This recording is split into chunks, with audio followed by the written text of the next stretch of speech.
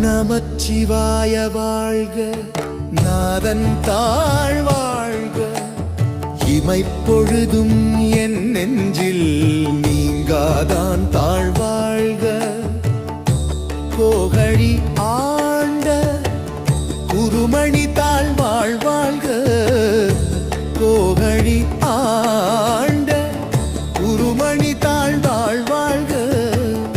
ஆகமம் ஆகி நின்று அன்னிப்பான் தாழ்வாழ்க, ஏகன் அநேகன் இறைவன் அடி வாழ்க.